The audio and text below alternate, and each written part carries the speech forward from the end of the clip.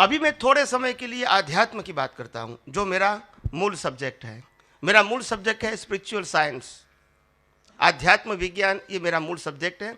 और आध्यात्म विज्ञान का बेस है लॉ ऑफ नेचर, कुदरती कानून के ऊपर आधारित है, कुदरत के 6 तत्व, सनातन तत्व के ऊपर आधारित है।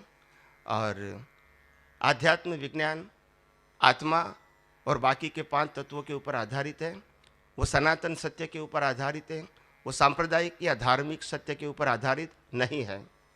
और इसीलिए विश्व के हर धर्म को, आज नहीं तो कल, विश्व के हर धर्म के धर्म गुरुओं को, विश्व के हर धर्म के धर्म गुरु के फॉलोअर्स को भी अगर आध्यात्म के मार्ग में आगे बढ़ना है तो ये आध्यात्म विज्ञान सिद्धांत के रूप में समझना ही पड़ेगा, नो चॉइस। और आज तक जो भी लोग मुक्ति के मार्ग में आगे बढ़े हैं और जिन्होंने मुक्ति पाया है, चाहे वो तीर्थंकर के रूप में है, केवल ज्ञानी के रूप में है, या और कोई रूप में जिन्होंने मुक्ति पाया है, सभी लोगों को यही सनातन सत्य को समझना ही पड़ेगा और कोई ऑप्शन नहीं है। सांप्रदायिक सत्य से पाप पुण्य का मार्ग चालू होता है और सनातन सत्य से मुक्ति का मार्ग चालू होता है। सांप्रदायिक सत्य से सनातन सत्य समझ में नहीं आता है, और सनातन सत्य की बात आती है तो सांप्रदायिक सत्य रहता भी नहीं है। इसीलिए आध्यात्म विज्ञान को समझने के लिए हमको धर्म से ऊपर उठने की जरूरत है। और मैंने दुनिया के एक साइंटिस्ट, जो न्यूक्लियर साइंटिस्ट मेरे को कनाडा में मिले थे, तो उनका एक प्रश्न था कि आप आध्यात्म विज्ञान की जो बात करते हैं और दुनिया के इतने सारे धर्म हैं, वो भी अपने धर्म की बात करते हैं, तो ये दोनों में डिफरेंस क्या है? उन्होंने मेरे को प्रश्न किया कि what is the difference between the religion of the world and spiritual science. ये दोनों में डिफरेंस क्या है? कोई तो डिफरेंस होना चाहिए ना। तो उन्होंने दुनिया के सभी धर्मों के सामने रखा, क्या रखा? आध्यात्म विज्ञान को। क्या डिफरेंस है? तो मैंने कहा दुनिया के जितने भी धर्म हैं, हिंदू, मुसलमान, क्रिश्चियन, जो भी है, सभी धर्मों को मैंने फॉर्मेट बताया। क्या बताया? Format. They follow the format. और मैं आध्यात्म विज्ञान की बात करता हूं, बियॉन्ड फॉर्मेट है। क्या है? और फॉर्मेट शब्द का मीनिंग क्या है मैं संक्षिप्त में बता देता हूं। फॉर्मेट का मतलब होता है एक भगवान का टाइटल हर धर्म में चाहिए, यस और नो। एक गुरु का टाइटल चाहिए, चाहिए कि नहीं? एक मंदिर का टाइटल चाहिए, एक मंत्र का टाइटल चाहिए, शास्त्र का टाइटल चाहिए, संस्था का टाइटल चाहिए, गुरु शिष्य का टाइटल चाहिए और क्रियाकांड का टाइटल चाहिए। ये 8 टाइटल होते हैं। इसको कहते हैं, क्या कहते हैं? फॉर्मेट। और दुनिया के कोई भी धर्म फॉर्मेट से बियॉन्ड नहीं हो सकता, any religion of the world. और मेरी बात बियॉन्ड फॉर्मेट है, जिसमें फॉर्मेट नहीं आता है। और विश्व के कोई भी धर्मगुरु ने, अभी की बात करता हूं, विश्व के कोई भी धर्म में अभी जितने भी हैं, कोई भी धर्मगुरु फॉर्मेट से बियॉन्ड बात ही नहीं कर सकते हैं। क्या नहीं कर सकते? उनको आधार चाहिए, बिना आधार वो बात नहीं कर सकते। तो बिना आधार कौन बात कर सकता है वो भी बता दूं। The person they realise by itself the universal true science. जो व्यक्ति ने खुद ने ये सनातन सत्य का अनुभव करता है, अनुभव किया है, वो बात कर सकता है। उनके लिए फॉर्मेट मायना नहीं रखता है। You understand my point? आपको समझ में आता है ना? वो बताओ आपको। तो कहने का मतलब, जब सनातन सत्य, कुदरती कानून समझ में आ गया, 6 तत्व समझ में आ गए, ये दुनिया का संचालन कैसा होता है वो सिद्धांत के रूप में समझ में आ गए, उनको फॉर्मेट की जरूरत नहीं होती है। वो फॉर्मेट का विरोधी भी नहीं है और उसको फॉलो भी न करते हैं न करवाते हैं।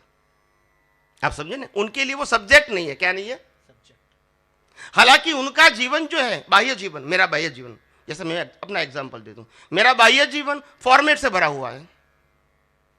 खाना पीना, रहना, सोना आप करते वही मैं करता हूं। आप मंदिर में जाते हैं, मैं भी जाता हूं।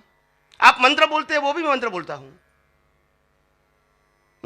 आप माता पिता को वंदन करते हैं, मैं भी करता हूं। आप अपने भाई बहन, पति पत्नी, बच्चे को जो आपको देखभाल करते वे मैं भी करता हूं। मेरे पति पत्नी या बच्चे नहीं है, मगर बहन बने भी बच्चे मेरे भांजे सब हैं, तो उसकी मैं देखभाल करता हूं। यानी आपके जैसा ही मेरा व्यवहार है। मगर आध्यात्म विज्ञान is connected with vision, not with your mind, speech and action. आध्यात्म विज्ञान वो दृष्टि का विषय है, मन वचन काया का विषय नहीं है। और इसीलिए मन वचन क्या काया क्या करता है, वो सब्जेक्ट नहीं है आध्यात्म विज्ञान में। क्योंकि मन वचन काया जन्म से मौत तक अपने पिछले अवतार के कर्मों के वश ही चलता है और चलता रहेगा।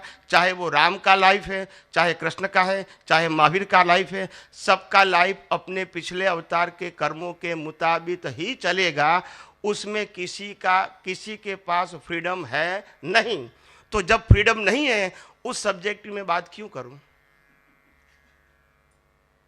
जहां फ्रीडम है, आपके विजन के अंदर फ्रीडम है, आपके भाव के अंदर फ्रीडम है। आप जो भाव करना चाहते हैं कर सकते हैं, आप समझे ना। मगर मन वचन काया में फ्रीडम, आप जो सोचना चाहते हैं वो सोच नहीं सकते हैं, बोलना चाहते हैं बोल नहीं सकते हैं, और जो करना चाहते हैं वो कर भी।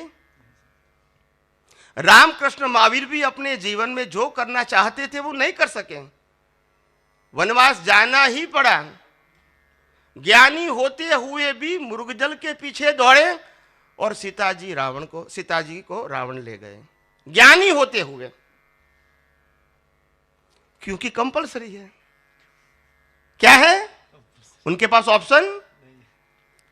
कृष्ण भगवान, वासुदेव नारायण, फिर भी महाभारत के अंदर वो कॉम्प्रोमाइज नहीं करा सके, युद्ध करना ही पड़ा, युद्ध करना ही पड़ा।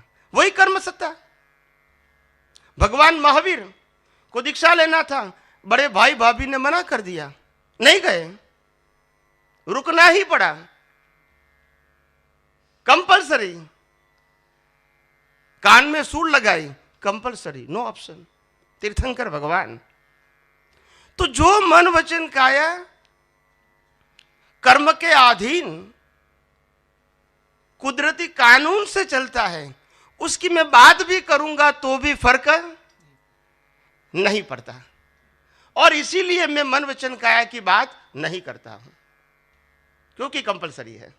मगर मैं इसकी बात करता हूं कि मन वचन काया को चलाने वाला कौन है, मैं उसकी बात करता हूं। Who is the controller and govern your mind, speech and action. आपके मन वचन काया का कंट्रोलर कौन है, गवर्न कौन करता है, मैं उसकी बात करता हूं। और वहां ही हमको जागृत होने की जरूरत है। आज पूरे विश्व के अंदर कुदरती कानून से ऊपर कोई है नहीं, और वही कानून हम जानते नहीं हैं, क्योंकि हम तो सामाजिक कानून में पढ़े हैं, परिवार के कानून में पढ़े हैं, धार्मिक कानून में पढ़े हैं। आप समझे ना, हम कितने उलझ गए हैं। पहले परिवार का कानून, फिर धर्म का कानून, संप्रदाय का कानून, उसमें से देश का कानून, उसमें से बाहर निकलेंगे तभी तो ये कुदरती कानून जानेंगे ना। वहां तक तो समय होता नहीं है, श्वास बंद हो जाता है। तो इसीलिए ये कुदरत का कानून जो है, जो मैंने कहा, ये भाई साहब ने प्रश्न कहा कुदरती रचना या कुदरत का कानून क्या है? सनातन। हाँ, सनातन।